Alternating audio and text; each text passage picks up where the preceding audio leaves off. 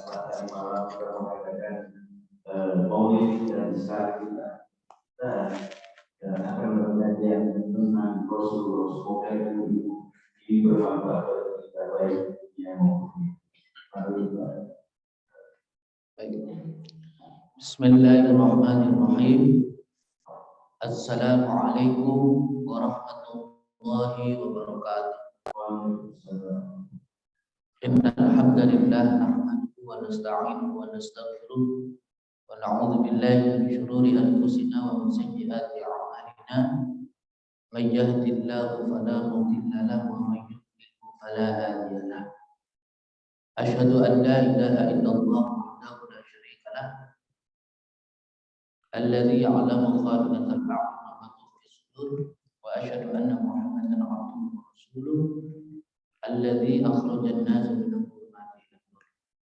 Allahumma shalli wa sallim ala habibina wa syafi'ina wa maulana Muhammadin wa ala alihi wa sahbihi ajma'in. Qala Allah ta'ala fil Qur'anil 'azim. A'udzu billahi minasy syaithanir rajim. Bismillahirrahmanirrahim. Qul in kuntum tuhibbuna Allah fattabi'uni yuhibbukum Allah wa yaghfir lakum dhunubakum wallahu ghafurur rahim. Wa qala aidan laqad kana lakum fi rasulillahi uswatun hasanah ila akhiril ayat. Jamaah salat subuh yang dimuliakan oleh Allah Subhanahu wa taala, untuk meraih cintanya Allah. Kalau kita baca di dalam surat Ali Imran ayat 31 tadi, adalah dengan cara mengikuti Rasul, menjadikan Rasulullah sebagai uswah dan qudwah, sebagai teladan. Kalau kita bisa menjadikan Rasulullah sebagai teladan, maka Allah akan mencintai kita. Jadi syarat agar kita dicintai oleh Allah Subhanahu wa taala adalah dengan meneladani Rasulullah. Dan kalau kita bicara Rasulullah, seandainya kita membaca lembaran, maka seperti kita membaca lembaran yang tidak pernah akan selesai. Kalau tadi dikatakan kemarin sudah mengadakan peringatan Maulid Nabi, maka berbicara tentang Rasulullah itu adalah pembicaraan yang tidak bakal ada selesainya. Ya. Karena kalau kita membicarakan Rasulullah, manusia yang paling agung, tentu kita berbicara tentang Al-Quran, kita bicara tentang hadis, karena akhlak Rasulullah adalah Al-Quran. Jangankan kita membicarakan Rasulullah, membicarakan Umar ibnu Khattab saja. Dilukiskan dalam satu riwayat bahwasanya Rasulullah itu pernah bertanya kepada malaikat Jibril tentang Umar bin Khattab. Wahai Jibril, coba ceritakan kepadaku kebaikan-kebaikan Umar bin Khattab.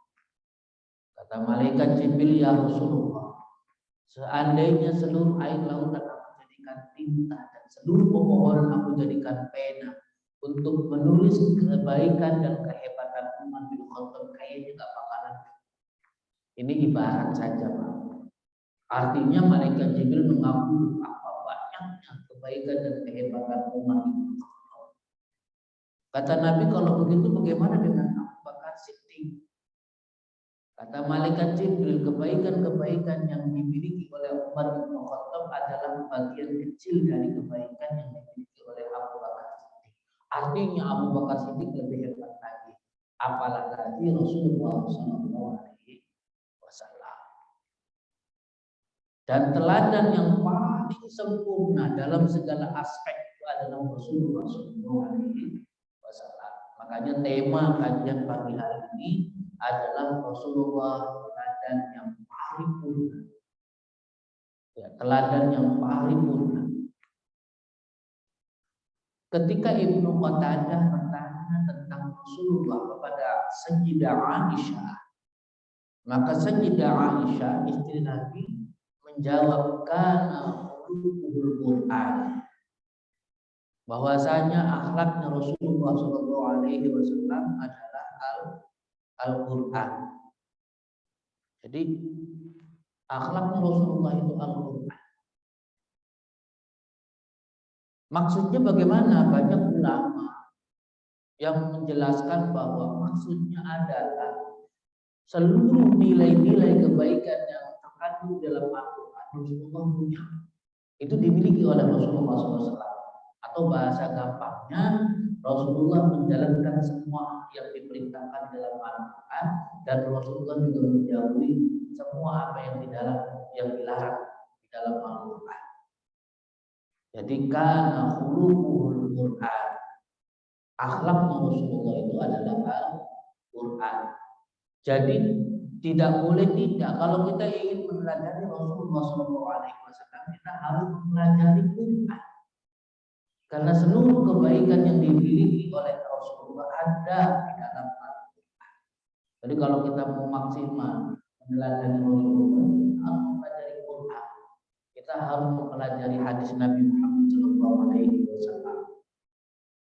Oke, saya ingin masuk langsung ke poin. Apa sih sebenarnya akhlaknya Rasulullah yang patut kita teladani? Oke, sekarang dari sisi ibadah dulu, Pak. Dari sisi ibadah. Digambarkan dalam sebuah hadis Nabi bahwasanya Aisyah pernah bercerita Rasulullah itu kalau sholat malam itu sampai kakinya bengkak. Sering dengarkan hadis ini. Ini menandakan betapa Rasulullah sekalipun sudah dijamin masuk surga, tapi Rasulullah SAW tetap semangat dalam menjalankan ibadah. Dan tentu sholat malam di sini adalah sholat sunnah, sholat tahajud. Ketika Aisyah mengatakannya Rasulullah, itu sudah dijamin surga. Dan dosa-dosamu yang akan datang dan yang sudah lewat sudah diampuni oleh Allah. Nabi menjawab, salahkah kalau aku ingin menjadi hamba yang bersyukur kepada Allah Subhanahu wa Ta'ala? Jadi Rasulullah dari segi ibadah ada teman. Di dalam hadis qudsi dijelaskan kata Allah, di antara hamba ada yang mendekat kepada Allah dengan melakukan amalan-amalan wajib. Kalau sholatnya sholat wajib. Kalau puasanya puasa wajib. Tapi juga ada di antara hamba kata Allah yang dia mendekat kepada Allah bukan saja melakukan amalan wajib, tapi juga melakukan amalan sunnah, sehingga aku mencintainya. Nah, ini korelasi dengan ayat yang tadi, Al-Imran ayat 31. Bahwa kalau kita ingin mendapatkan cintanya Allah Subhanahu wa Ta'ala, yaitu dengan menghidupkan sunnah Nabi. Kalau sholatnya nggak cuma sholat yang 5 waktu. Yang 5 waktu ada rawatibnya, ada qabliyah, ba'diyahnya. Maka usahakan kita menjalankan sholat sunnah wajib, kita juga menjalankan sholat sunnah wajib, qabliyah, ba'diyahnya dijalankan. Jadi sholat sunnah itu dibagi menjadi 2, ada sholat sunnah rawatib, yaitu sholat sunnah yang mengiringi sholat wajib, qabliyah, ba'diyah. Ada juga sholat sunnah mustaqil, yaitu sholat sunnah yang berdiri sendiri, ya sholat tahajud, sholat witir, sholat duha, sholat tahiyatul masjid masuk di dalamnya. Artinya kalau kita ingin mendapatkan cintanya Allah, ikuti Nabi, hidupkan sunnah Nabi dalam hal sholatnya sholat sunnah juga dikerjakan. Kalau sholat sunnahnya mau, sudah barang tentu. Begitupun puasa wajib, puasa Ramadan. Tapi kalau kita ingin mendapatkan cintanya Allah, maka kita harus belajar puasanya nggak cuma ketika puasa Ramadan. Kalau kita bisa puasa Senin Kamis, puasa Kamis. Kalau kita bisa puasa Nabi Daud, sehari puasa sehari enggak, lakukan itu. Setiap bulan ada puasa 3 hari yang disebut dengan Ayyamul Bid. Lakukan itu. Ini menghidupkan sunnah Nabi wasallam. Dari segi ibadah Nabi luar biasa. Ya paling tidak ketika kita sholat, usahakan kita sholatnya tidak saja sunat wajib, sholat sunnah. Dan biasanya gini Pak, kalau kita sholatnya di masjid, insya Allah qobliyah ba'diyah menolak. Kalau sholatnya di rumah ada sholat zuhur ya langsung ke sholat zuhurnya, mau qobliyah mana, ba'diyah juga mas. Tapi kalau sholatnya berjamaah di masjid sambil nunggu iqamat yang lain pada sholat sunnah, kita juga ikut sholat sunnah. Ini berkahnya sholat berjamaah di masjid. Ya hebat tentunya bagi kita yang bisa sholat di rumah, sholat zuhur, tapi masih bisa menjaga qobliyah dan ba'diyah. Tapi kadang-kadang susah kalau sholat di rumah, kadang-kadang pengennya langsung. Oh kadang-kadang kalau ada acara keluarga kumpul semua bertepatan dengan masuknya waktu sholat, jadi sholat berjamaah. Itu mau sholat sunnah dulu, belum apa-apa udah langsung umat gitu. Tapi kalau di masjid beda. Makanya kalau kita pengen menjaga sholat sunnah, wajib, qobliyah, ba'diyah, sholatnya di masjid. Karena yang lain juga pada sholat sunnah. Bahkan kalau di masjid ada sholat sunnah tahiyatul masjid. Jadi dari segi ibadah kita belajar di Rasulullah.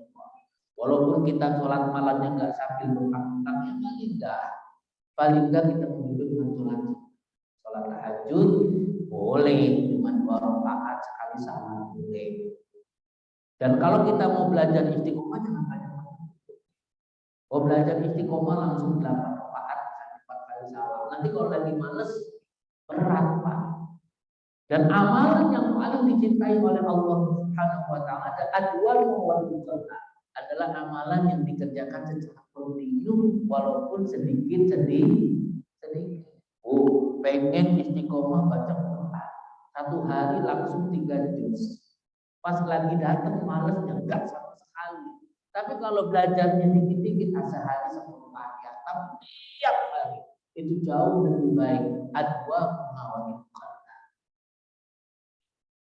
Kemudian juga Rasulullah SAW dari segi ibadah dalam berbagai kesempatan, dalam berbagai aktivitas, Rasulullah SAW selalu melibatkan Allah.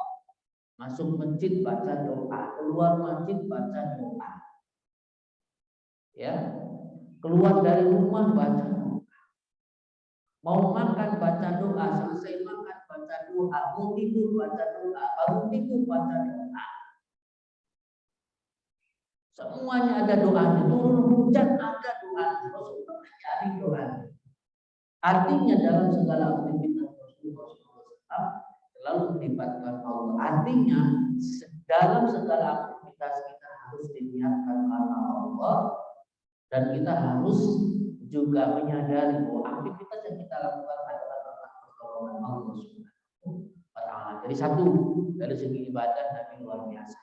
Maka mulai sekarang kalau kita ingin dicintai oleh Allah, maka hidupkan ibadah-ibadah yang sunnah. Ya, dan libatkan Allah dalam segala aktivitas kita. Kemudian yang kedua, dalam bidang sosial, Rasulullah itu gak pernah membentak. Sahabat Anas bin Malik itu puluhan tahun menjadi pelayannya Rasulullah SAW. Ya kurang lebih 10 tahun misalnya Anas bin Malik itu menjadi pelayannya Nabi. Kata Anas bin Malik, selama puluhan tahun itu aku tidak pernah dibentak oleh Rasulullah SAW. Jangan sampai kita mengaku sebagai umatnya Nabi, menghidupkan sunnah Nabi, tapi kita dikit-dikit membentak, dikit-dikit marah. Tidak bisa mengontrol emosi. Padahal penampilannya kayak seperti orang soleh, tapi tidak bisa mengontrol emosi. Dikit-dikit marah, dikit-dikit membentak. Ya. Dan kalau kita merujuk pada surat Al-Imran 134 kalau nggak salah, yang disebut orang yang bertakwa itu adalah alladzina yunfiquna fis sarra'i wal dharra'i wal kadhibina al-ghaiz. Orang yang bertakwa itu diantaranya adalah orang yang bisa menahan emosi saat emosinya itu meletup-letup. Jadi kita kalau kesal sama orang, Pak, biasanya Tapi orang yang bertakwa itu bisa menahan itu. Al-qadhimin al-ghaidh. Jadi kalau kita marah kemudian kita gampang melepaskan kemarahan kita, gampang teriak, apalagi sampai keluar kata-kata kotor, itu bukan sifatnya umat Nabi Muhammad SAW. Rasulullah itu nggak pernah membentak. Kemudian Rasulullah juga tidak pernah mencela manusia. Rasulullah nggak pernah mencela manusia. Cuman gini, ada satu kejadian.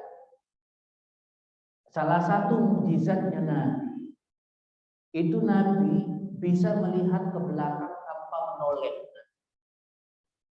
Jadi Nabi itu, kalau kita kan kalau melihat ke depan ya yang terlihat yang di depan, yang di belakang nggak kelihatan sama kita. Kalau Nabi tidak, Nabi bisa melihat ke belakang tanpa harus menoleh. Satu ketika ada orang yang mencemooh Nabi. Nabi lagi jalan, kemudian ada orang yang mencemooh Nabi dengan jalannya itu dingklang-dingklang, Pak. Kakinya dipincang-pincangin. Dikira dia Nabi nggak melihat. Kata Nabi terusin. Akhirnya orang itu nggak bisa jalan secara normal. Ya begitu saja. Nah, itu karena sudah melampaui batas. Ya sudah melampaui batas. Nabi nggak pernah mencela orang. Jangankan kepada manusia, kepada makanan saja Nabi nggak pernah mencela. Kita pernah nggak Pak? Misalnya ada makanan, kita nggak suka terus kita bilang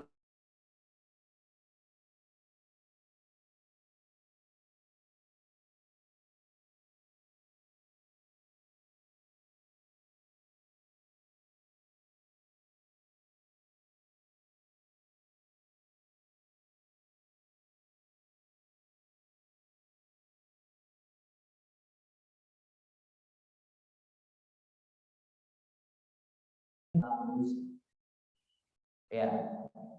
Makanya belajar mengikuti Nabi, belajar untuk tidak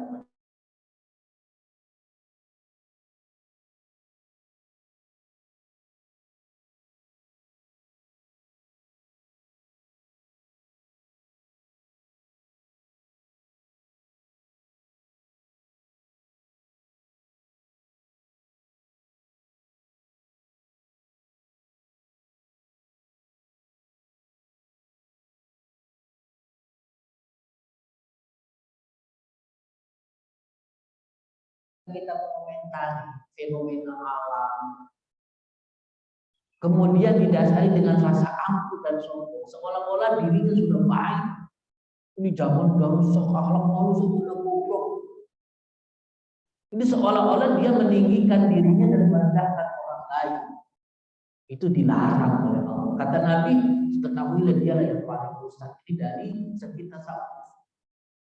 Tapi kalau dasarnya karena rasa prihatin, bukan karena rasa sombong, itu nggak apa-apa, Pak. Misalnya kita, memang zaman sekarang memang udah beda dengan zaman dulu. Zaman sekarang kalau kita lihat anak muda susah sekali. Yang ada cuma mainan HP misalnya kayak gitu. Tapi dasarnya karena prihatin, bukan karena sombong, itu nggak masalah. Tapi kalau kita komentari zaman, mengutuk zaman dengan dasar kita merasa lebih baik daripada orang lain yang benar. Makanya jangan pernah mencela makanan nggak boleh, mencela orang juga tidak boleh. Satu contoh misalnya gini Pak, kalau terjadi bencana, ya yang paling dahsyat kan tsunami, terus ada juga bencana di Jogja, kemudian juga pernah dengar juga Pak bencana Situgintung itu, sungai Situgintung yang menewaskan 100 orang kurang lebih. Kemudian kita gampang mengomentari gini, itu paling yang kena bencana itu orang yang ahli maksiat, paling itu azab. Saudara kita kena musibah, bukannya malah kita empati dan simpati, malah justru kita menjustifikasi. Oh, berarti dia yang ahli maksiat, oh pantas. Itu aja namanya aja cuma sekali di Mekah, padahal mungkin banyak maksiatnya tuh, makanya azab Allah diturunkan. Datanglah bencana tsunami. Nah itu berarti kita mengutuk orang mengutuk zaman, mengutuk satu komunitas. Gak boleh Pak. Kita kalau kita salah, kita mau minta maaf sama siapa? Jadi satu contoh misalnya begini. Ini biar kita tidak menjustifikasi orang yang kena musibah. Masalahnya gini, ada musibah di mana? Terus di share Pak video-video misalkan ceramah bukan salah satu misalnya ceramahnya Ustaz Arifin Ilham.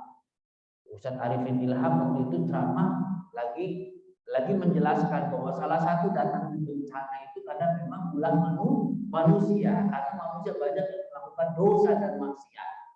Itu kan sebenarnya dalam konteks ceramah, dalam konteks memberikan satu tausiah. Tapi potongan video ceramahnya itu di-share saat terjadinya musibah. Seolah-olah yang kena musibah itu adalah pendosa dan maksiat. Sehingga orang gampang mudah menjustifikasi umummu. Oh pantes, paling ahli maksiat itu. Oh itu situ gitu itu tempatnya orang yang pacaran tuh. Mudah-mudi pada pacaran di situ. Ya pantes terjadi apa? Jebol. Situ gitu jebol akhirnya banyak orang yang hancur, bahkan 100 orang mati ratusan azab. Coba kita belajar cek Pak. Baca dalam kitab Riyadhus Shalihin itu ada hadis Nabi yang sangat bagus sekali. Saat Rasulullah SAW itu lahir itu kan ada tentara bergajah yang dipimpin oleh Raja Abraham. Kalau anak-anak sangat familiar dengan kisah ini. Itu ternyata kata Nabi dijelaskan dalam sebuah hadis itu di kitab Riyadhus Shalihin itu ada. Itu yang dihancurkan, yang mati pada peristiwa itu bukan saja tentaranya Abraham, tapi orang-orang yang ada di sekitar itu juga ikut mati. Dari barisan depan kata sampai barisan belakang. Bahkan orang yang mungkin tidak ikut tapi ikut. Karena kan Allah mengirimkan burung ababil. Kata Siti Fatimah, ya Rasulullah, wahai ayah, bagaimana bisa orang yang gak ikut-ikutan juga ikut mati? Kata Nabi apa? Nanti mereka akan dibangkitkan sesuai dengan niatnya masing-masing. Artinya orang yang mati karena kena musibah, karena bencana alam, tidak semuanya kena azab. Boleh jadi, ya ada yang kena azab, ada juga yang memang didasarkan karena kasih sayang Allah ikut mati, tapi matinya mati lagi. Jadi jangan kita mudah mengutuk satu komunitas gara-gara terjadinya bencana. Jadi kita balik bahwa Rasulullah SAW tidak pernah mencela. Kemudian Rasulullah tidak pernah membalas perbuatan buruk yang diterima oleh Rasulullah. Satu contoh misalnya gini. Ada anak-anak dari orang Yahudi, anak kecil, masih kecil. Itu punya kebiasaan buruk buang sampah sengaja, Pak. Di depan pintu rumahnya Rasulullah SAW. Kalau kita begitu, Pak, kira-kira ya pasti marah lah, kita kesel. Masa setiap kita buka pintu rumah depan kita, tiba-tiba di depannya ada sampah. Dan itu sengaja. Tapi Rasulullah sabar. Sampah itu langsung dipungutnya oleh Rasulullah. Diambillah oleh tangan mulianya Rasulullah. Dibuanglah di tempat. Terus setiap hari begitu. Satu ketika, loh kok nggak ada sampah di depan rumah Nabi. Nabi heran. Loh kok biasanya ada sampah, kok nggak ada sampah. Biasanya ada anak yang sengaja buang sampah. Akhirnya Rasulullah cari tahu mana anak yang biasa buang sampah di depan rumah. Pas dikasih tahu, ternyata si anak itu lagi sakit. Dan ketika anak itu sakit, Rasulullah langsung nengokin. Begitu nengokin, Rasulullah nggak bahas sama sekali kaitannya dengan sampah. Udah nengokin kamu yang biasa buang sampah di depan. Enggak, Nabi nggak bahas itu. Nabi cuma menjelaskan bagaimana keluhuran akhlak, bagaimana keluhuran Islam, bagaimana ajaran Islam. Sehingga anak itu tertarik dengan Islam. Dan di hadapan Nabi, anak kecil itu, orang Yahudi yang masih anak-anak itu, dia mengucapkan 2 kalimat syahadat. Dan setelah mengucapkan 2 kalimat syahadat, anak itu menemui ajalnya. Kemudian Rasulullah mengatakan, alhamdulillah anak itu sudah selamat. Karena mengucapkan 2 kalimat syahadat dan minta maaf kepada Rasulullah SAW, Rasulullah nggak balas perbuatan buruk yang diterima oleh Rasulullah SAW. Dan cerita yang paling familiar itu kan gini. Ada juga riwayat yang kalau Rasulullah lewat katanya ada yang meludahi. Sering dengar cerita ini kan. Tapi Rasulullah nggak membalas. Malah orangnya sakit ditengokin. Dan itu juga masuk Islam. Ada juga orang Yahudi yang tunanetra. Jadi sepeninggalnya Rasulullah kan digantikan oleh Abu Bakar Siddiq. Abu Bakar Siddiq itu kan bapaknya Aisyah, Sayyidah Aisyah binti Abu Bakar Siddiq. Ketika Rasulullah wafat, Abu Bakar Siddiq ini, wahai anakku Aisyah, kamu yang paling tahu Rasulullah. Ada nggak kebiasaan Rasulullah yang ayah belum lakukan, kata Abu Bakar Siddiq. Jadi Abu Bakar Siddiq ini pengen meneladani Rasulullah kalau bisa semuanya. Ada nggak kebiasaan Rasulullah yang ayah belum pernah lakukan? Kata Aisyah, Rasulullah itu setiap hari itu menuju satu tempat. Ada riwayat yang mengatakan di sebelah pasar itu ada orang Yahudi tunanetra, ya buta, tapi punya kebiasaan buruk, mulutnya itu kotor. Setiap ada orang yang lewat mencaci maki Nabi. Jangan ikut Muhammad, Muhammad itu penipu, bohong. Ngomongnya begitu saja. Dan ternyata Nabi itu nyuapin dia setiap hari. Dan ketika Nabi nyuapin ya dikira bukan Nabi. Tunanetra itu terus mencaci maki Nabi dan terus nyuapin. Sampai Nabi wafat. Si buta itu tidak mengetahui identitas siapa orang yang biasa nyuapin dia. Satu ketika Abu Bakar Siddiq bertanya kepada Sayyidah Aisyah, kata Sayyidah Aisyah, ada wahai ayah, wahai Abi, Rasulullah biasa nyuapin tunanetra yang ada di pasar. Kemudian Abu Bakar Siddiq, kalau begitu ayah ingin melanjutkan kebiasaan Rasulullah itu, pengen nyuapin, dilanjutin sama Abu Bakar Siddiq.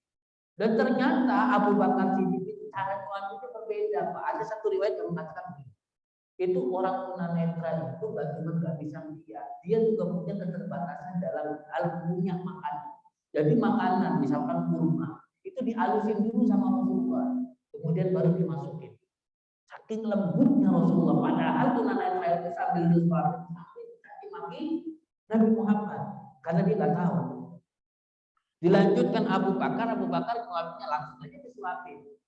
Caranya beda dan biasanya tunanetra itu peka. Kamu pasti bukan yang biasa ya. Kok beda cara nyuapinnya? Dia nyuapin saya lembut. Padahal Abu Bakar Siddiq kurang baik apa? Jauh dibandingkan dengan Rasulullah. Kata Abu Bakar Siddiq. Ya, Abu Bakar Siddiq begitu datang, ya dengar dia mencaci maki Nabi. Kata Abu Bakar Siddiq, wahai Tuhan, memang aku ini bukan orang yang biasa nyuapin. Aku ini adalah orang yang berbeda. Aku Abu Bakar Siddiq. Tahu nggak kamu? Yang biasa nyuapin kamu adalah Rasulullah SAW. Yang sambil dia suapin kamu mencaci maki, tapi Nabi diam dan Nabi tahu. Ini akhlak Rasulullah SAW. Puncaknya para jamaah saja. Ya kita sama-sama tahu sejarahnya. Ketika Rasulullah hijrah ke Taif, Rasulullah berharap akan mendapatkan perlindungan, akan mendapatkan sambutan yang aman dari orang-orang Taif. Tapi apa yang terjadi? Nabi ditolak. Penolakannya itu sampai dilempari batu. Sampai malaikat Jibril aja nggak sabar. Ya Rasulullah, jikalau engkau perintahkan aku untuk menjatuhkan bukit ini, akan aku lakukan biar mereka hancur semua. Kata Nabi Allah, jangan. Aku ini diutus untuk menjadikan orang yang tadinya tidak beriman menjadi orang yang beriman. Kalau mereka tidak mau beriman kepada aku, mudah-mudahan dari keturunan mereka akan menjadi orang-orang yang beriman. Makanya katanya orang-orang Taif sekarang itu habis orang Islam. Ini berkat doanya Rasulullah SAW. Oke, lagi. Rasulullah juga punya kebiasaan. Setiap orang yang ditemui oleh Rasulullah itu diposisikan penting. Jadi kalau misalnya ketemu nih, kalau bahasanya kita ketemu sama orang itu gini, Assalamualaikum, saya senang sekali ketemu dengan Anda. Itu Rasulullah begitu. Sehingga siapapun sahabatnya yang ditemui oleh Rasulullah seolah-olah diposisikan posisi yang penting. Kalau Rasulullah salaman dengan sahabat, itu salamannya itu hangat sekali dan Rasulullah tidak akan melepaskan jabatan tangannya sebelum sahabat sendiri yang melepaskannya. Ini Rasulullah SAW. Dan setiap orang yang ditemui oleh Rasulullah SAW, Rasulullah berusaha bagaimana caranya agar dia senang. Ya. Jadi Rasulullah itu bagaimana caranya orang yang ditemuinya itu merasa bahagia, merasa senang. Rasulullah pernah ditanya, "Ma afdhalul a'mal?" Kata Nabi, "Afdhalul a'mal idkhalu surur ala qalbil mu'min." Amal yang paling utama itu diantaranya adalah membuat orang lain hatinya merasa senang. Di antaranya itu memberi makan. Orang kalau dikasih makan senang enggak? No, apalagi kalau sudah lapar. Ya, jadi kebiasaan mentraktir makanan, mengajak orang makan di rumah, itu kebiasaan mulianya Nabi Ibrahim alaihissalam dan itu diwarisi oleh Rasulullah SAW. Membuat orang lain senang. Orang kelilit hutang, kemudian kita bantu untuk melunasi hutangnya. Itu membuat orang lain senang. Orang yang tadinya tersesat, kemudian kita tunjukkan jalan sehingga dia tidak tersesat lagi. Itu diantara amalan yang bisa membuat orang lain senang. Orang lagi depresi, lagi pusing, lagi galau, kemudian kita kasih motivasi. Itu amalan yang membuat orang lain senang. Ini amalan yang dilakukan oleh Rasulullah Shallallahu Alaihi Wasallam. Terus lagi, ini yang hemat saya ini jarang diungkap, Pak. Rasulullah itu bukan jarang, hampir tidak pernah memotong pembicaraan lawan bicaranya. Jangankan kepada sahabat. Jadi kalau ada orang lagi ngomong itu didengarin sampai selesai. Dan begitu diperhatikan oleh Rasulullah SAW. Bahkan terhadap orang kafir yang mendebat Rasulullah pun Rasulullah menyimaknya dengan selesai. Ini ada kadang-kadang, ada diskusi terbuka, ada debat terbuka, ada lawan bicaranya lagi ngomong, belum selesai ngomong, dipotong. Padahal jagoannya jagoan sunnah. Katanya lagi menghidupkan sunnah Nabi, tapi diskusi nggak sabar. Lawan bicaranya belum selesai ngomong, dipotong. Nah, ini berarti tidak mengamalkan sunnah. Nabi itu kalau lagi berdiskusi dengan orang kafir, katakan orang lain, orang kafir sedang dekat Nabi menyimak. Malah sampai Nabi gini, sudah selesai belum? Barangkali ada yang pengen disampaikan Nabi, silakan. Nanti kalau kata orangnya sudah, ya sekarang saya ngomong. Nah gitu Nabi, sabar. Ini kadang-kadang nggak sabar, orang lain belum selesai ngomongnya sudah dipotong. Ada sahabat yang bernama Mus'ab bin Umair. Mus'ab bin Umair itu juru dakwahnya Nabi. Itu Mus'ab bin Umair ketika dakwah di Madinah nggak langsung diterima. Itu sebelum Nabi hijrah ke Madinah, itu Mus'ab sudah hijrah ke Madinah, dikirim oleh Rasulullah untuk dakwah di Madinah. Makanya pantas begitu Nabi hijrah ke Madinah, orang Madinah sudah banyak yang belum Islam, karena sebelum Rasulullah hijrah ke Madinah, Mus'ab bin Umair sudah dikirim oleh Rasulullah untuk menjadi juru dakwah di Madinah. Tapi ketika Mus'ab bin Umair menjelaskan Islam, kepala-kepala suku itu sudah menolak. Pergi kamu, diusir Mus'ab bin Umair. Kata Mus'ab bin Umair ini bijaknya. Ini kalau kita bicara sahabat itu bicara anak didiknya Rasulullah. Begitu hebatnya Rasulullah mendidik sahabat. Kata Mus'ab bin Umair gini, wahai tuan-tuan, aku ingin menjelaskan satu penjelasan. Tolong dengarkan. Kalau kalian suka, ambil. Kalau nggak suka, aku tidak akan aku akan pergi tanpa kau usir. Kata Mus'ab bin Umair. Akhirnya orang-orang kafir yang tadinya gara-gara, udah, kamu mau ngomong apa? Mus'ab bin Umair baru menjelaskan Islam, membacakan ayat-ayat suci Al-Quran. Karena kebijakannya dakwah dengan lemah lembut, akhirnya dakwah Islam mudah diterima oleh penduduk Madinah. Oke, sekarang yang terakhir nanti kita buka dan tanya jawab. Kan Siti Aisyah itu ditanya oleh Ibnu Qatadah, kana khuluquhul Qur'an. Kata Ibnu Qatadah, ya Aisyah, akhlaknya Nabi itu bagaimana sih? Kata Aisyah, kana khuluquhul Qur'an. Akhlaknya Nabi itu Al-Qur'an. Tapi gini kita cek nih Pak ya. Ini soalnya oleh orang orientalis, oleh misionaris, oleh pendeta-pendeta, terutama pendeta Saifuddin Ibrahim. Saya pernah dengerin langsung ejekan pendeta Saifuddin Ibrahim, murtad, orang yang murtad itu, tahu ya di YouTube ya, dan itu dipenjara 4 tahun. Itu dia bilang begini, itu Nabi itu katanya akhlaknya Al-Quran, lu nggak ngamalin Quran. Apa buktinya? Buktinya apa? Di Quran itu maksimal laki-laki maksimal punya istri 4 batasannya. Kenapa Nabi istrinya 9? Berarti Nabi nggak ngamalin Quran. Ini dia ngomong kemana-mana. Nah gini Pak, ini harus diluruskan. Istri Nabi yang pertama Sayyidah Khadijah. Dan yang melamar itu bukan Rasulullah, yang melamar itu adalah Sayyidah Khadijah. Sayyidah Khadijah seorang dermawan, seorang pengusaha. Itu suka kepada Nabi karena akhlaknya yang bagus, jujur, amanah. Khadijah jatuh cinta kepada Rasulullah. Akhirnya Rasulullah dilamar oleh pesuruhnya Khadijah, bahwa Khadijah itu melamar. Jadi Rasulullah bukan yang pengen, bukan Rasulullah, tapi Khadijah. Dan Rasulullah Shallallahu Alaihi Wasallam tidak pernah poligami ketika Khadijah masih ada. Jadi ketika Khadijah wafat, Rasulullah merasa terpukul, merasa sedih. Ya istrinya satu itu cuma Khadijah saja. Ya, cuma Khadijah saja.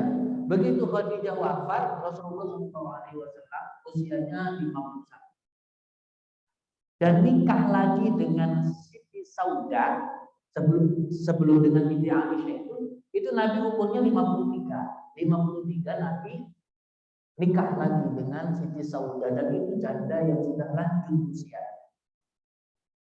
Saya baca dalam kitab Fatwa Mu'asyirah Yusuf Qaradawi. Yusuf Qaradawi itu ulama yang kalau nggak salah baru kemarin almarhum ahli fatwa Mesir. Itu dikatakan bahwa Siti Saudah ini sepuh Pak, lanjut usianya, sampai karena saking sepuhnya yang ngurusin nyuci baju Nabi, yang menjahit pakaian Nabi, karena istrinya itu lanjut usianya. Tapi bagaimana dengan Siti Aisyah? Siti Aisyah itu gini sejarahnya. Ini meluruskan sejarah. Jadi Abu Bakar Siddiq ini bapaknya Aisyah itu menginginkan Aisyah dinikahi oleh Umar bin Khattab. Tapi Umar bin Khattab gak mau. Akhirnya Abu Bakar Siddiq ngadu kepada Nabi, ya Nabi, aku sedih. Ada apa kamu sedih? Aku ingin putriku Aisyah aku nikahkan dengan Umar bin Khattab. Tapi Umar bin Khattab gak mau. Kata Nabi apa?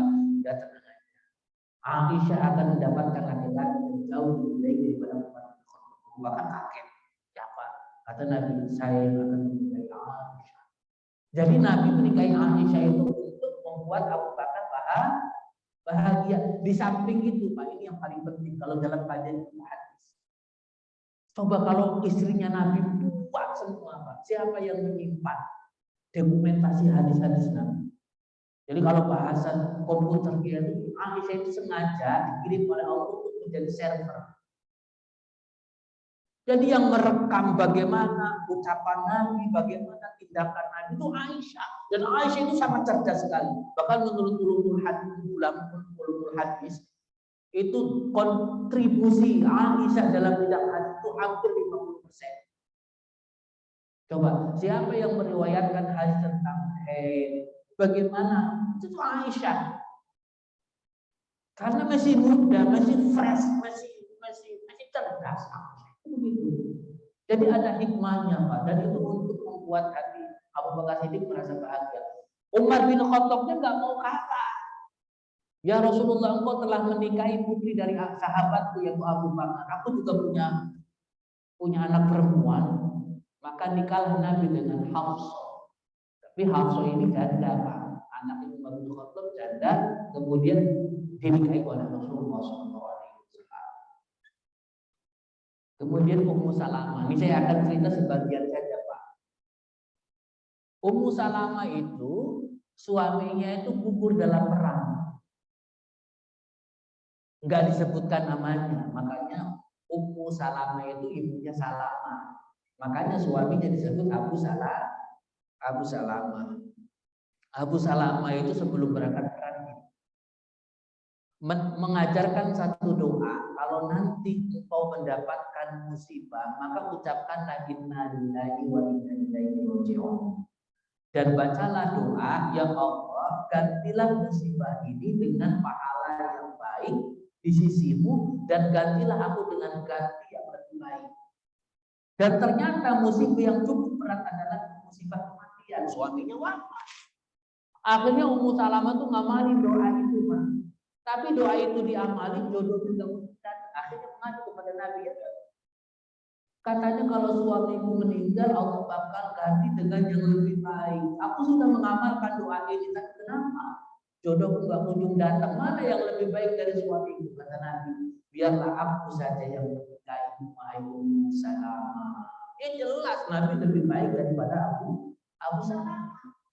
Jadi Ummu Salamah dinikahi oleh Nabi. Dan katanya Pak, ini Ummu Salamah itu istri Nabi yang paling pandai masak. Yang tidak pandai masak itu Sayyidah Aisyah. Yang pandai masak Ummu Salamah. Jadi kalau Ummu Salamah itu masak, itu makanan yang lain itu tidak suka. Jadi kalau misalnya Nabi sudah bertemu dengan para sahabat, makan masakan istri-istri Nabi yang lain, kemudian datang masakannya Ummu Salamah, itu yang lain gak dimakan. Itu dari riwayat yang mengatakan begitu, karena Ummu Salamah itu memasak enak. Kemudian juga ada istri Nabi yang bernama Siti Juwairiyah. Itu tawanan perang, Pak. Tawanan perang, dan Siti Juwairiyah itu punya keluarga besar. Punya keluarga terpandang dan keluarganya keluarga besar. Biasanya kalau jadi tawanan perang itu biasanya dinikahi oleh sahabat. Kalau nggak dinikahi dijadikan budak. Tapi Siti Juwairiyah ini diangkat derajatnya oleh Nabi Muhammad SAW. Tidak dijadikan budak, tidak dijadikan istrinya sahabat, tapi dijadikan istrinya Rasulullah SAW. Akhirnya keluarga besar Siti Juwairiyah masuk Islam semua. Sama kayak Wali Songo. Wali Songo itu kan istrinya karena nikah dengan orang sini itu untuk kepentingan dakwah Islam. Rasulullah juga begitu. Siti Juwairiyah dinikahi itu untuk kepentingan dakwah Islam. Kemudian ada Ummu Habibah. Ummu Habibah itu anaknya Abu Sufyan. Ummu Habibah itu suaminya murtad. Akhirnya dia ditinggal oleh suaminya dan keluarga besarnya. Akhirnya Ummu Habibah dinikahi oleh Rasulullah SAW dengan maksud biar dia tidak hidup sebatang kara.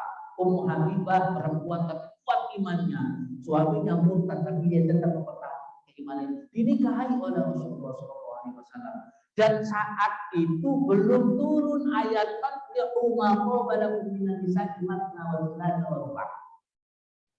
jadi ini untuk mematahkan argumentasi para orientalis, misionaris dan pendeta-pendeta yang mencibir Nabi. Nabi itu doyan kawin, Nabi hidupnya banyak. Nabi nggak ngamalin Quran, di Quran maksimal 4 kok lebih dari 4. Itu ayat fankihu ma qala minan nisa matna wa thulatha wa ruba'. Kalau nggak salah surat An-Nisa ya. Ya.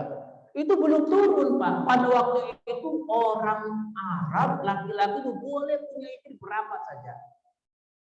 Kalau kita baca di dalam kitab Fatwa Masyir, ya, Yusuf Qardawi menulis dalam kitab Perjanjian Lama. Itu Nabi Daud itu istrinya 100. Ya, coba siapa yang orang yang istrinya 100? Lebih hebat lagi anaknya Nabi Daud. Siapa anaknya Nabi Daud? Nabi Sulaiman alaihissalam istrinya 700. Dalam kitab Perjanjian Lama. Ditambah selirnya 300 itu 1000. Lo Nabi istrinya 9. Dan pada waktu itu laki-laki boleh punya istri berapa saja. Kemudian belakangan turun ayat fankihu ma qala minan nisa'i matna wa thulatha wa ruba'. Yang tadinya boleh berapa saja maksimal 4. Jadi ayat itu turun semangatnya apa? Semangatnya untuk membatasi yang tadinya boleh berapa saja maksimal Tapi kan beda orang sekarang poligami alasannya apa? Kan boleh ayatnya beda semangatnya. Kalau dulu ayat itu semangatnya untuk membatasi, lo kalau sekarang kok semangat nambah. Beda kan Pak? Jadi Nabi itu mengamalkan Quran. Cuman masalahnya waktu Nabi Hijriah 9 ayat itu belum turun. Nah, sejak ayat itu turun maksimal 4 itu selain Nabi harus menceraikan istri yang lebih dari 4. Maksimal 4. Jadi sahabat yang istrinya lebih dari 4 maksimal 4. Tapi Nabi dilarang oleh Allah untuk menceraikan istrinya. Coba baca di surat Al-Ahzab. Nabi itu dilarang oleh Allah. Kalimatnya itu wala tahillu. Ini kan banyak yang hafal Quran. Saya mencatat itu surat Al-Ahzab. Coba. Ya. Ya, surat Al-Ahzab itu kalau nggak salah mana ini? Ada ayat 62 apa? Ya. Nih. Ya. Ya Al-Ahzab 52. Jadi Nabi tidak dibolehkan oleh Allah untuk menambah istrinya. Dan Nabi tidak boleh mengganti istri dengan istri yang baru. Misalnya gini, oh yang tua diganti dengan yang muda. Jadi Nabi misalnya udah 9 dipertahankan, gak boleh dikurangi. Tapi juga jangan diganti. Allah melarang. Kenapa Allah melarang Nabi untuk menceraikan istri Nabi? Karena istri Nabi itu mendapatkan kehormatan Ummul Mukminin. Siapapun yang menjadi istri Nabi, gelar kehormatnya adalah Ummul Mukminin, ibunya para mukmin. Itu gelar terhormat. Ya, gelar terhormat. Itu terdapat dalam surat Al-Ahzab ayat 6. Jadi Nabi itu istrinya mendapatkan kedudukan terhormat, yaitu Ummul Mukminin. Dan siapapun seandainya Nabi menceraikan istrinya, maka istri bekas Nabi haram hukumnya dinikahi oleh laki-laki. Makanya Allah melarang. Kamu enggak boleh tidak menceraikan istri. Jadi Nabi tetap 9 itu juga diizinkan oleh Allah Subhanahu wa taala. Ini yang disebut dengan sunnah khususiyah. Sunnah khusus Nabi boleh lebih dari 4. Kalau bukan Nabi maksimal 4. Kenapa? Iya, makanya itu karena salah memahami. Ada kiai apa siapa? Tokoh agama di Madura ini Juragan Walet ya Pak ya. Pernah dengar di berita? Izinkan 12 atau berapa sampai kamar rumahnya itu banyak sekali. Alasannya aku Nabi aja izinkan lebih dari 4. Ada riwayat yang mengatakan Nabi izinkan 9, ada yang mengatakan 11, ada yang mengatakan 15. Ada yang ngikutin begitu, padahal ini adalah sunnah khusus ya. Khusus Nabi. Karena Nabi tidak diizinkan untuk menceraikan istrinya. Karena istri Nabi itu mendapatkan kehormatan sebagai Ummul Mukminin, dan siapapun istri seandainya diceraikan oleh Nabi, haram hukumnya laki-laki menikah. Gitu. Dan Nabi itu nikah bukan karena nafsu, kan jadi dijelaskan. Jadi ini untuk mengkanter, untuk menolak cibiran-cibiran orang kafir yang mengatakan bahwa Nabi itu doyan kawin. Enggak cuman orang-orang orientalis, misionaris, pendeta Pak. Saya pernah ketemu dengan teman saya, mahasiswa S3 Pak, bidang Al-Quran. Dia bilang gini, dan dia ngomongnya serius. Ustaz, antum istrinya berapa? Saya bilang istri saya 1. Belum sempurna Islam antum. Kata dia begitu. Lah maksudnya gimana? Kalau kita pengen sempurna, ikuti Nabi udkhulu fi silmi kafah katanya. Ikuti Nabi secara keseluruhan. Istrinya harus lebih dari 1. Terus antum istrinya lebih dari 1, saya tanya begitu. Iya, istri saya 2, terus pernah juga tinggal. Terus gimana rumah tangganya? Ya yang pertama nuntut cerai. Ya begitu kan bukti. Ini kalau dalam kajian bahasa Arab ini Pak, kita harus memahami Quran itu berdasarkan ilmu, bukan berdasarkan terjemah kemudian kita menyimpulkan sendiri. Fankihu itu fi'il amar. Fi'il amar itu kata perintah. Tidak semua kata perintah itu hukumnya wajib. Kalau kita mau paham Quran, belajar usul fikih. Jadi tidak semua kata perintah itu hukumnya wajib. Ada kata perintah yang hukumnya wajib, ya aku itu sholawat, zakat. Ada kata perintah yang hukumnya sunnah. Khudu zinatakum inda kulli masjid. Kalau kita sholat ke masjid, pakailah pakaian yang terbaik, yang sopan, yang rapi. Tapi itu sunnah. Dengan misalnya kita ke masjid, pecinya peci putih kalau ada, bajunya baju putih, apalagi sholat Jumat, Pak, sunnah memakai serba putih, itu sunnah. Ilbasu min thiyabikumul bayadhu fa innaha min khairi thiyabikum tukaffiru fiha mawtakum. Termasuk kain kafan warna putih juga sunnah. Tapi masalahnya kain kafannya nggak mau selain putih. Tapi kenapa kalau sholat nggak mau warna putih? Tapi itu sunnah. Ilbasu min thiyabikum itu sunnah. Jadi ada kata perintah yang hukumnya wajib, ada perintah yang hukumnya sunnah, ada perintah yang hukumnya mubah, boleh saja. Kulu washrabu, silakan makan dan minum. Apakah makan dan minum itu wajib? Ya enggak. Kalau nggak lapar nggak usah makan, nggak apa-apa. Masalahnya lapar. Kalau kita pengen hidup ya wajib makan.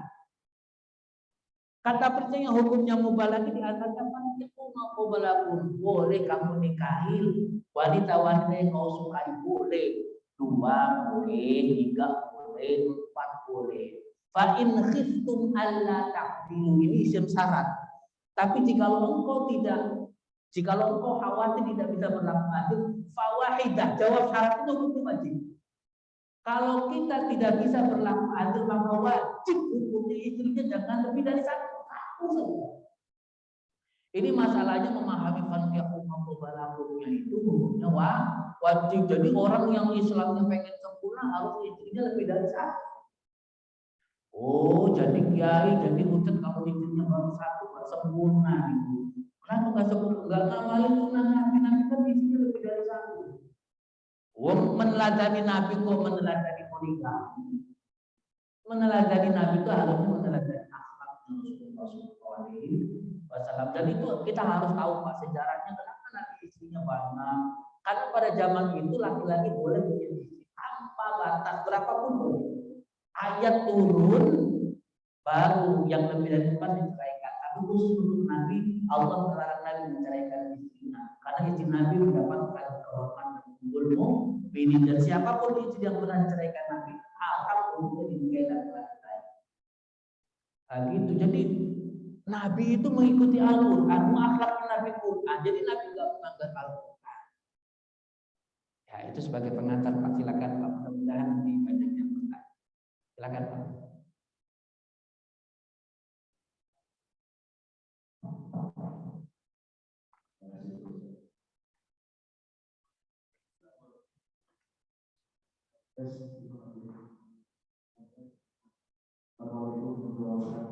Waalaikumsalam warahmatullahi wabarakatuh.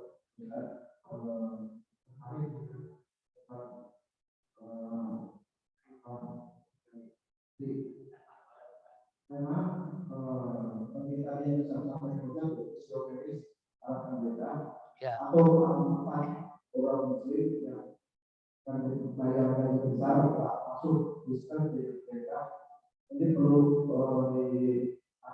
dimasakan itu apa realisasikan karena mereka investigasi itu yang tadi itu yang tadi jam 9 padahal Nabi itu hanya untuk mengangkat dan untuk melindungi daripada kelemahan itu yang dilupakan oleh para misionaris, pemerintah dan para orang Islam. Hanya dari partai apa juga berada di cerita seperti itu. Dan juga ada menjadikan di padahal orang muslim seperti itu. Jadi mereka bahasanya yang di apa sih namanya di masyarakat itu bahasa yang tadi yang isinya dari satu. Jadi perlu dimanapun kita ada kalau masyarakat bahwa itu apa yang lebih dari satu adalah aplikasi. Yang kedua kami juga baru dengar beberapa orang menyatakan bahwa kebiasaan orang itu boleh mempunyai istri tidak terbatas. Maka dengan Rasul sudah itu maksimum. Tetapi masih ada juga kita tahu bahwa mahar termasuk TV itu itu juga mereka masyarakat itu menjadi 4. Tapi ya itu tidak tahu masih ada usianya lebih dari 70 tahun. Ya, saya tanggapin langsung dulu Pak. Yang pertama kaitannya dengan penjelasan meluruskan kesalahpahaman orang kaitannya dengan poligami yang ada. Jumat kemarin Pak, saya khutbah di Masjid Al-Falah Tamanul Indah dekat Lebak Bulus. Itu saya sampaikan itu. Dan kelihatannya banyak orang yang baru tahu ternyata begitu ya. Jadi ternyata Nabi itu tetap 9 karena memang Allah yang mau. Allah yang melarang Nabi menceraikan istri yang lebih dari 4. Ya. Kemudian yang kedua kaitannya dengan apa? Ya misionaris. Memang begitu Pak. Dan itu nggak cuma pendeta Saifuddin Ibrahim. Itu Nabi itu jadi senjata mereka untuk bahan polokan itu ketika poligami istrinya banyak. Nabinya umat Islam itu doyan kawin katanya. Jadi gini, orang-orang kafir itu gini. Apalagi misionaris. Mencari-cari kelemahan Islam di samping olong-olong poligaminya Nabi. Dari dulu, Pak, dari ketika orang kafir itu menuduh bahwa Al-Quran itu buatan Nabi Muhammad, ditantang oleh Allah. Coba kalau benar Al-Quran itu buatan Nabi Muhammad, coba bikin tandingan Al-Quran. Gak bisa. Udah gak usah semua 10 ayat saja, gak bisa. Di satu surat gak bisa, 10 ayat gak bisa. Akhirnya orang-orang kafir mencari-cari kelemahan dengan apa? Masa Quran kalau harusnya agung, harusnya hebat.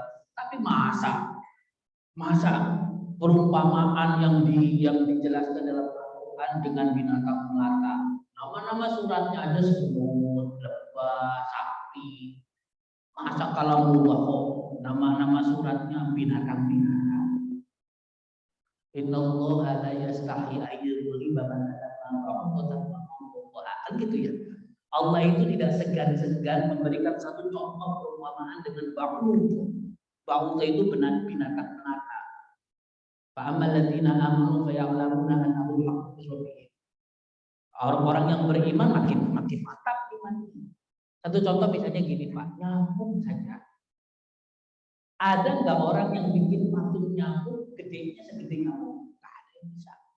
Kakinya sekecil apa? Dan nyamuk itu ada pori-porinya, ada bakterinya juga. Bakterinya nyamuk segede apa? Kalau bikin patung gajah gampang, gajahnya gede. Coba bikin patung nyamuk, gedenya segede nyamuknya. Jangan bikin patung nyamuk gede, segede nyamuk tapi dibikin patung. Jangankan bisa hidup, bikin aja yang mati, yang gedenya segitu orang bisa. Makanya Sayyidina Ali gini, aku ini ingin merasakan kebesaran Allah, nggak usah jauh-jauh saya pergi ke alam takut. Sayyidina Ali, cukup aku melihat makhluk Allah yang bernama nyamuk, aku sudah merasakan kebesaran Allah yang luar biasa. Jadi orang kafir itu mencari-cari kelemahan orang Islam, ini gagal cari yang lain dengan melihat apa sisi kelemahan Quran. Menurut mereka Quran itu nggak keren. Kalau nama suratnya kok sapi, kok semut, kok lebah. Gitu. Padahal di dalam binatang-binatang yang kelihatan kecil justru terdapat kebesaran Allah. Raja Namrud tadinya kenapa? Kemasukan nyamuk katanya, ya. Kemasukan nyamuk kan? Raja Namrud masuk nyamuk ke kupingnya, ya mati. Padahal raja yang pernah membakar Nabi Ibrahim, kurang apa hebatnya Raja Namrud? Tapi matinya karena nyamuk. Ada yang lebih hebat dari nyamuk, nggak kelihatan malah corona. Ini corona. Pejabat mati, orang kaya mati, orang gemuk mati. Corona nggak kelihatan, Pak. Itu makhluk Allah sama bakteri, virus. Iya. Nah itu jadi begitu Pak. Memang benar orang kafir itu mencari kelemahan Islam. Oh, Nabi Muhammad itu doyan kawin. Akhirnya orang banyak yang terangkat Pak. Oh Islam itu nabinya tukang kawin. Udah gitu Pak, ada satu kelompok Islam yang menonjolkan poligami itu masalahnya, dan itu membawa Nabi. Dia poligami, istrinya nambah lagi, kemudian bawa Nabi. Kalau mau poligami aja, nggak usah bawa Nabi. Poligaminya Nabi beda sama dia. Nabi itu nikah karena Allah. Nabi ada kepentingan dakwah. Dan pada waktu itu memang kebiasaannya boleh punya istri, nggak ada batasannya. Kecuali kalau orang istrinya 1, Nabi 9. Pada waktu itu istrinya banyak Pak. Malah ada orang Mekah hijrah ke Madinah. Itu orang Madinah yang istrinya lebih dari 1, yang istrinya misalkan 10 atau 15. Ada yang orang Mekah, kamu suka dengan istriku, aku ceraikan, nikahin. Ada yang begitu, makanya ada hadis Nabi tentang niat gimana Pak? Faman kana hijratuhu lidunya yusibuha aw imra'atin yankihuha. Barang siapa yang hijrahnya karena harta atau karena perempuan yang dia ingin nikahi. Kalau kita hijrah ke Madinah, nanti kalau ada yang cantik aku bisa nikahi. Bahkan itu istrinya orang, suaminya ngizinin, kamu suka dengan salah satu istriku, kalau kamu suka nanti aku ceraikan dia, nikahi kamu. Begitu Pak.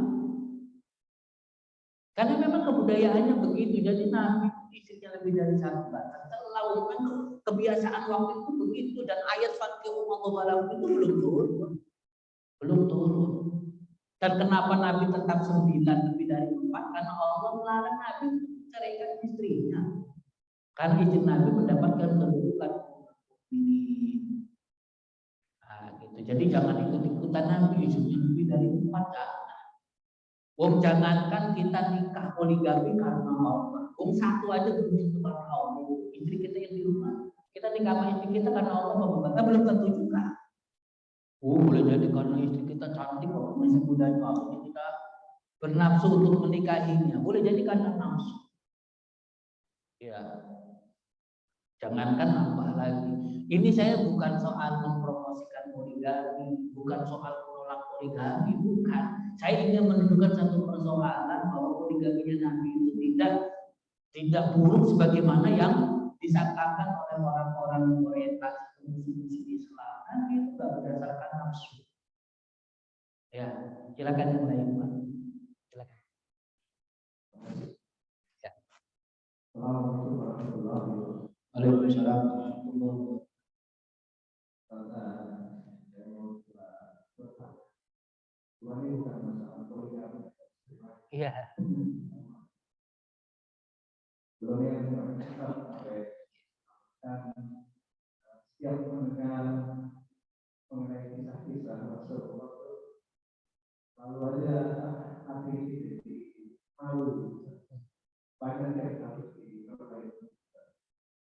Begitu mulianya kisah yang disampaikan Rasulullah sehingga kita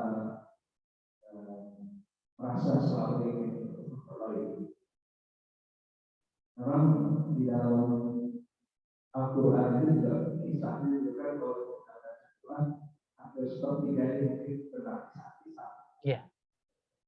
Dan kisah mungkin tadi dijadikan senjata sebelumnya oleh Allah untuk menjadikan naik keimanan kita. Nah, ini memang saya merasa seperti kalau mendengar banyak kisah-kisah itu seperti ada kisah tentang nyamuk, tentang lebah dan sebagainya, dari kisah Rasulullah itu apa? Yang kedua, saya mohon diberikan nasihat. Ini punya pengalaman pribadi, kebiasaan. Saya ini kalau habis sholat subuh, Ya. dan selalu saya awali dengan membaca Al-Quran. Ya. 7 ayat. Ketika baca Al-Fatihah itu seringkali seperti Al-Quran itu berbicara, saya juga bacalah 7 ayat, bacalah 7 ayat yang. Namun kadang-kadang saya sudah juga ketika sholat berjamaah dan ketika imam membacakan surat Al-Fatihah, di mana memang dibaca Al-Fatihahnya istilahnya tafsir, sehingga jamaah atau mungkin kita sebagai makmum akan membaca kedapatan 6 ayat, bukan 7 ayat lagi. Nah ini pengalaman pribadi ya. Saya juga sudah mendengar hadis ada dibaca secara asli maupun juga jahat. Hanya untuk menguatkan kemantapan hadis bahwa Al-Fatihah itu harus 7 ayat. Kenapa dibaca 6? Kan sehingga makmumnya hanya baca 6 ayat. Itu aja satu. Baik, ini pertanyaannya bagus, Pak. Jadi gini, menurut mazhab Imam Syafi'i, basmalah itu adalah bagian ayat dari surat Al-Fatihah. Jadi ayat pertamanya Bismillahirrahmanirrahim. Makanya hukum membaca basmalah menurut mazhab Syafi'i hukumnya wajib. La sholata illa bi-Fatihah. Tidak sah sholat kita kalau tidak baca Fatihah. Fatihah salah satu ayatnya adalah Bismillahirrahmanirrahim menurut mazhab Imam Syafi'i. Beda dengan mazhab Imam bin Hambal. Imam bin Hambal meyakini bahwa basmalah itu sama seperti di surat-surat yang lain, bukan bagian dari ayat. Terus maksud dari 7 ayat gimana? Itu kan jadi 6. Shiratal ladzina an'amta 'alaihim ghairil maghdubi Shiratal ladzina an'amta 'alaihim. Itu kalau yang basmalahnya bukan ayat, itu ayat yang ke-6. Shiratal ladzina an'amta 'alaihim, nah ghairil maghdubi 'alaihim waladdallin, itu ayat yang ke-7-nya, Pak. Jadi ulama sebenarnya sepakat Al-Fatihah itu terdiri dari 7 ayat, makanya nama lain daripada surat Al-Fatihah itu Sab'ul Mazani, 7 ayat yang dibaca terus berulang-ulang. Sab'ul Mazani. Cuman hanya beda. Kalau Imam Syafi'i ayat pertamanya Bismillah. Kalau Imam bin Hambal ayat pertamanya itu Alhamdulillahirabbil alamin. Kalau basmalah bukan surat Al-Fatihah, terus bagaimana cara ngitung 7 ayatnya? Itu tadi, Pak. Kalau Imam Syafi'i kan Shiratal ladzina an'amta 'alaihim ghairil maghdubi 'alaihim waladdallin, itu satu ayat yang ke-7. Kalau Imam Ahmad bin Hambal Shiratal ladzina an'amta 'alaihim, itu ayat yang ke-6-nya, ghairil maghdubi 'alaihim waladdallin, ayat yang ke-7-nya. Dan yang meyakini basmalah bukan Fatihah, sebenarnya baca basmalah, tapi basmalahnya sir. Kan kalau kita di Mekah atau di Madinah juga langsung Alhamdulillahirabbil alamin. Tapi sebelumnya kita dengar Bismillahirrahmanirrahim, Alhamdulillahirabbil alamin, kan gitu. Jadi nggak masalah. Makanya gini, Pak. Berdasarkan ilmu qiraat, kalau misalnya basmalahnya itu dibaca dan kita meyakini basmalah itu ayat yang pertama, maka saat kita membaca Shiratal ladzina an'amta 'alaihim ghairil maghdubi 'alaihim waladdallin, itu satu nafas. Enggak boleh berhenti di Shiratal ladzina an'amta 'alaihim. Makanya kalau kita lihat di Al-Qur'an itu ada waqafnya lam. La waqfa fi, karena Al-Qur'an yang di Indonesia itu Al-Qur'an yang berbahasa Imam Syafi'i mengatakan bahwa Bismillah itu adalah ayat yang pertama. Ya, qiraatnya qiraat Imam Hafiz. Imam Hafiz itu mazhab Imam Syafi'i. Nah itu, jadi kalau misalnya imamnya nggak baca Bismillah, nggak dijarahkan, tetap bacanya 7 ayat. Cuman ayat yang ke-6 dan ke-7 itu Siratal ladzina an'amta 'alaihim ayat yang ke-6. Ghairil maghdubi 'alaihim waladdallin ayat yang ke-7. Jadi ulama sepakat 7 ayat itu sepakat. Oke, itu. Silakan yang lain. Bagi teman yang pernah jalan ke Makkah Madinah, itu memang benar bahwa Imam mengatakan bahasanya istilah Sir. Iya, kedengaran. Tapi bisa terutama anak muda, karena mungkin memang asal ngomong jadi kita aja rasa kita. Kalau dalam kajian hadis Jumat, tapi salah satu itu yang masalah bid'ah juga. Bid'ah juga mereka juga nggak tahu ya bid'ah atau bid'ah itu tidak apa. Nah, yang saya tahu tuh pernah juga saya jadi imam di beberapa masjid, tidak pernah memfasilitasi secara saja. Padahal kalau kita pernah membuka umur sendiri matematika, imam biasanya langsung paham. Maka itu tambahan saya, itu nanti juga ada. Ya. Jadi gini Pak, ada satu kelompok yang hanya karena berbeda langsung menjustifikasi saudaranya yang berbeda dengan sebutan bid'ah, ahli bid'ah, kunut bid'ah, ya zikir bareng-bareng bid'ah, maulid nabi bid'ah, semuanya bid'ah. Ya karena pengen, ya kalau nabi nggak melakukan bid'ah, sebenarnya kalau kita bahas tentang bid'ah Pak, mungkin nanti kalau kita dikasih umur panjang, saya ingin mengupas tuntas tentang bid'ah. Saya ingin contoh saja. Kita tahu enggak doa bacaan iftitah. Yang kita baca apa? Allahu akbar kabira walhamdulillahi katsira. Itu iftitahnya bukan iftitahnya Rasulullah sebenarnya. Itu iftitahnya sahabat. Allahu akbar kabira walhamdulillah. Iftitahnya Rasulullah itu yang dibaca oleh orang Muhammadiyah. Allahumma ba'idni baina khotoyaya kama ba'adta baina al-masyriqi wal maghrib. Tapi yang kita baca Allah berkati walhamdulillah wa subhanallahi wa asiri itu iftitahnya sahabat yang diapresiasi bagus oleh Rasulullah SAW. Jadi ada sahabat yang baca iftitah lain dengan iftitah Rasulullah. Kata Nabi, siapa yang baca iftitah seperti itu? Sahabat takut disalahin. Kata sahabat, saya ya Nabi, tahu tak? Aku melihat 39 malaikat berebut untuk mencatat iftitah. Akhirnya sampai sekarang, jadi bagus semua Pak. Pada Allah Akbar. Masalahnya ada orang yang terlalu kaku. Kita kalau baca iftidal, Rabbana lakal hamdu mil'us samawati wal ardi wa mil'u ma syi'ta min syai'in ba'd. Ada sahabat yang membaca iftidalnya, Rabbana lakal hamdu hamdan mubarakan fi, gitu-gitu. Beda. Bilal ibnu Rabah, kayak apa cintanya Bilal ibnu Rabah kepada Rasulullah SAW. Itu waktu Rasulullah Isra Mi'raj, katanya Rasulullah pernah mendengar suara azannya Bilal, kamu masih hidup di dunia, tapi kenapa langkah kaki itu sudah ada di surga?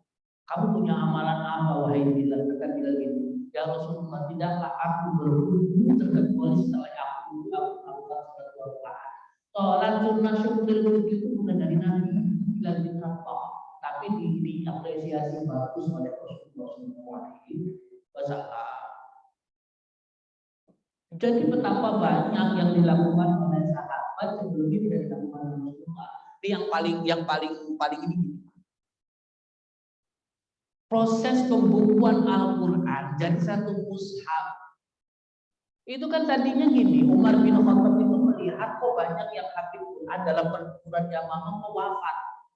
Umar bin Khattab merasa khawatir, akhirnya usul kepada Abu Bakar Siddiq, wahai Abu Bakar, kayaknya nih Al-Quran itu harus dikumpulkan dalam satu mushaf. Itu dimulai dari usulnya Umar bin Khattab. Makanya Umar bin Khattab itu kontribusinya luar biasa. Kata Abu Bakar apa? Apakah kita akan melakukan sesuatu yang Nabi tidak pernah tinggalkan dan Nabi tidak pernah mencontohkan? Abu Bakar begitu gayanya. Kata Umar bin Khattab, demi Allah ini baik, akhirnya diterima sama Abu Bakar Siddiq. Karena Abu Bakar Siddiq itu juga bukan orang yang kaku, cuma hati-hati aja. Apakah kita nanti tidak disalahkan Nabi? Nabi tidak pernah perintahkan. Loh, kita mau melakukan sesuatu yang Nabi tidak perintahkan, Nabi tidak pernah nyontorin. Kata Umar bin Khattab, demi Allah ini baik, akhirnya dilakukan upaya pengumpulan Al-Quran yang tadinya ditulis di telapak rumah, yang tadinya di kulit-kulit binatang, akhirnya dikumpulkan jadi satu. Kemudian diselesaikan pada masa Utsman bin Affan, makanya mushaf disebut mushaf Utsman. Jadi zaman dulu sudah ada, Pak. Dari malah zaman Sunan Ampel, ya, Sunan Songo. Itu Sunan Ampel itu gayanya seperti orang-orang Salafi sekarang. Sunan Ampel itu pengen menghadirkan Islam yang bersih murni, seperti yang dicontohkan oleh Nabi Muhammad SAW. Sunan Ampel, Pak. Ya, tapi Sunan Kalijaga, Sunan Kudus beda. Kata Sunan Kudus, kebudayaan Indonesia, kebudayaan setempat yang tidak bertentangan dengan ajaran Islam apa-apa, nggak usah dihapus. Yang penting tidak sesuai din, yang penting tidak bertentangan dengan Al-Quran. Dan itu diterima oleh Sunan Ampel. Jadi dari zaman dulu ada, Wali Songo aja beda orangnya. Sahabat ada yang kaku, ada yang ikhtiar. Ibnu Umar kaku, Abdullah bin Umar bin Khattab. Tapi Ibnu Abbas itu luwes, fleksibel, Pak. Sama-sama orang alim. Abdullah bin Umar itu gini, saking hati-hatinya, nggak mau meriwayatkan hadis kalau dia tidak ingat gerak bibirnya Rasulullah SAW. Itu Ibnu Umar. Saking hati-hatinya, karena hati-hati dari itu. Tapi Ibnu Abbas itu lebih luas, lebih betul. Dan prinsip dasar agama Islam, Nabi pernah mengatakan yassiru wa la tu'assiru. Mudahkan, jangan persulit. Basyiru wa la tunaffiru. Berilah kabar gembira, jangan kau takut-takutin orang. Jangan dikit-dikit neraka, sesat, neraka, sesat. Itu bukan dakwah yang tidak diajarkan. Itu bukan dakwah yang diajarkan Nabi itu. Ada sahabat yang kalau sebelum maghrib sholat sunnah, kita kan kalau habis adzan maghrib sambil nunggu adzan maghrib kan sholat sunnah, qobliyah maghrib ya. Itu ternyata Nabi itu pernah melakukan, tapi cuma sekali, Pak. Yang melakukan terus-menerus itu sahabat. Jadi Nabi pernah habis adzan maghrib Nabi sholat maghrib. Itu juga gak jelas apakah sholat sunnah tahiyat masjid apa qobliyah maghrib. Makanya qobliyah maghrib itu kan beda dengan bagiannya. Itu sahabat terus saja Nabi tegur, wahai sahabatku, kalau kalian pengen sholat sunnah sebelum maghrib, qobliyah maghrib misalnya, maka falyukhaffif, maka ringankan sholatnya, jangan lama-lama. Begitu Fatihah gak usah baca surat, langsung ruku yang biasanya tasbihnya 3 kali sekali aja. Kenapa? Karena maghrib ke isya itu waktunya pendek. Kalau kita sholat sunnahnya panjang lama, nanti maghribnya dekat dengan isya. Makanya qobliyah maghrib itu mengangkat sunnah, tapi sunnahnya sunnah takwiyah. Nabi nggak melakukannya lagi, tapi sahabat terus melakukan, tapi Nabi setuju, nggak apa-apa. Yang penting jangan lama-lama. Itu Nabi sunnah takwiyah. Makanya kalau jadi ustadz, kiai, imam, kalau itu ghairu mu'akkad jangan selalu, Pak. Namun ghairu mu'akkad. Sesekali kita tunjukin ke makmum kalau sebelum maghrib itu ghairu mu'akkad, jadi sesekali sholat, sesekali enggak. Qobliyah maghrib itu sama kayak gini. Ini contoh ya. Di sini kebiasaannya gimana? Kalau subuh Jumat kan biasanya baca surat sajadah, kemudian sujud tilawah ya. Ada masjid yang selalu begitu dengan dalil. Oh, Nabi begitu kalau subuh Jumat itu membaca ayat-ayat sajadah. Itu Nabi nggak selalu begitu, Pak. Memang Nabi ya sering begitu, tapi tidak selalu. Makanya Wahbah Zuhairi yang menulis kitab Fiqhul Islam Al-Adillah dan juga menulis kitab Al-Munir, ya kitab Al-Munir itu Wahbah Zuhairi. Itu mengatakan begini, kalau subuh Jumat membaca ayat sajadah itu bagus. Tapi sesekali jangan selalu, Pak. Ada yang terlalu fanatik setiap subuh Jumat ayat sajadah terus. Makmumnya jadi gini, aduh, kalau sholat subuh Jumat itu ya lama banget. Mending kalau imamnya intonasinya cepet tek tek tek dan suaranya enak. Ini ada satu masjid, imamnya suaranya pas-pasan, udah gitu intonasinya lama.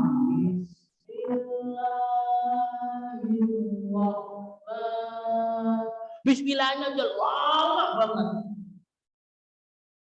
Ibaratnya kalau kita jadi makmum bawaannya kayak jorok, kita diam dan jadi imam, lama banget.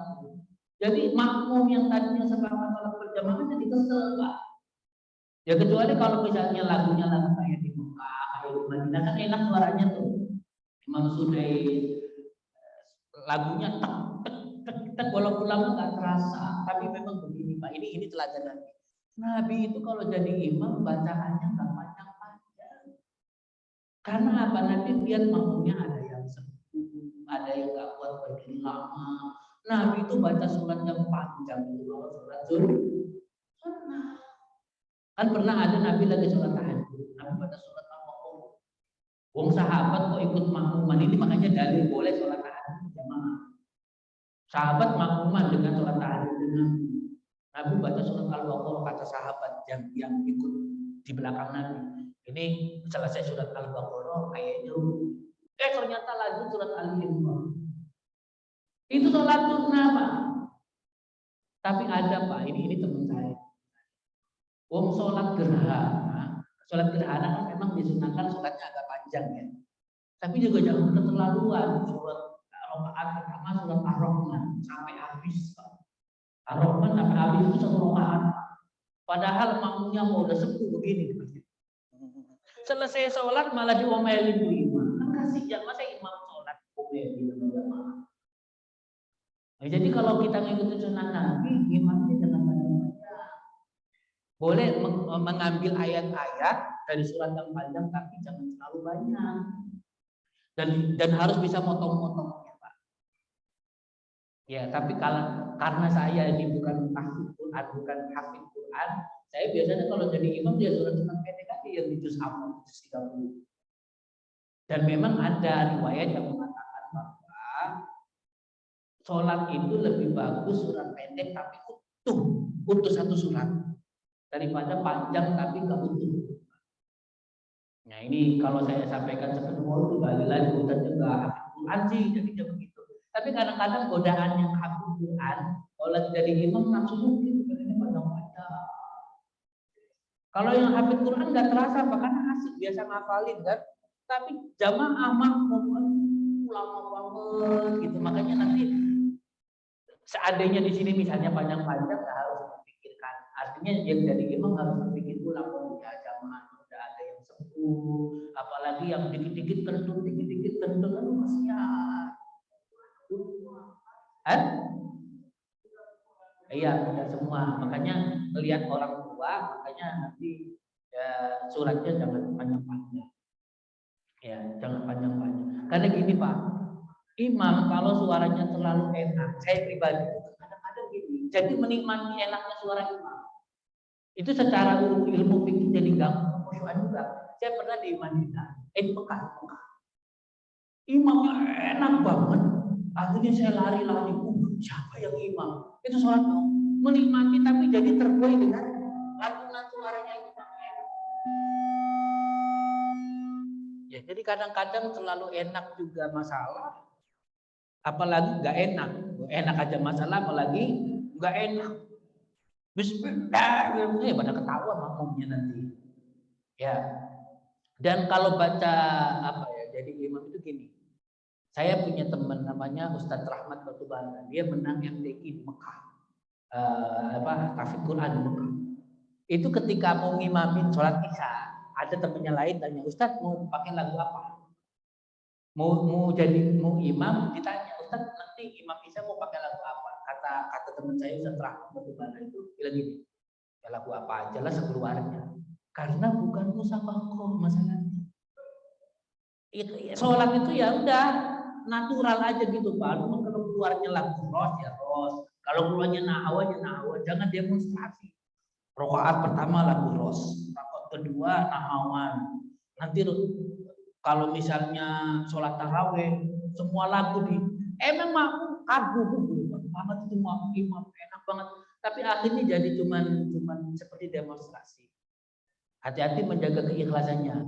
Tapi kita jangan menilai, wah, oh tadi subuh suaranya enak lagi itu nggak ikhlas. Bukan, kita jangan menilai orang. Itu memang bawaannya beliau enak suaranya dan insya Allah ikhlas karena Allah Subhanahu Wa Taala. Dan menurut saya tadi nggak terlalu panjang karena saya masih muda ya. Kalau yang sudah tua mungkin merasa itu panjang enggak. Kalau di sini insya Allah sudah biasa. Di sini kan banyak yang tahfidz Quran. Ah, cukup Pak ya? Cukup ya. Saya juga ada acara. Saya kenapa? Ya, cukup dengan doa. Kurang lebihnya mohon maaf. Jangan ada yang tersinggung.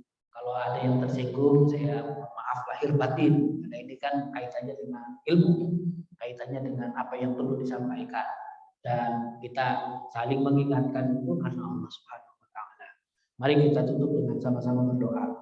Kita akhiri dengan membaca surat Al-Fatihah. Ala hadhihi Al-Fatihah. A'udzu billahi minasyaitonir rajim. Bismillahirrahmanirrahim. Alhamdulillahi rabbil alamin. Ar-Rahmanir Rahim. Maliki yaumiddin. Iyyaka na'budu wa iyyaka nasta'in. Ihdinas siratal mustaqim. Siratal ladzina an'amta 'alaihim ghairil maghdubi 'alaihim waladdallin. Amin amin ya rabbal alamin. A'udzu billahi minasyaitonir rajim. Bismillahirrahmanirrahim. Alhamdulillahi rabbil alamin. Hamdan na'imin, hamdan syakirin, hamdan yuwafi ni'amahu wa yukafi mazidah. Ya Rabbana lakal hamdu kama yanbaghi li jalali wajhikal karim wa 'azimi sultanik. Allahumma salli ala sayyidina Muhammad wa ala ali sayyidina Muhammad. Allahumma iftah alaina futuhal 'arifin bi hikmatika ya dzal jalali wal ikram. Allahumma nawwir qulubana bi nuri hidayatika kama nawwara al-ardha bi nuri syamsika abadan abada.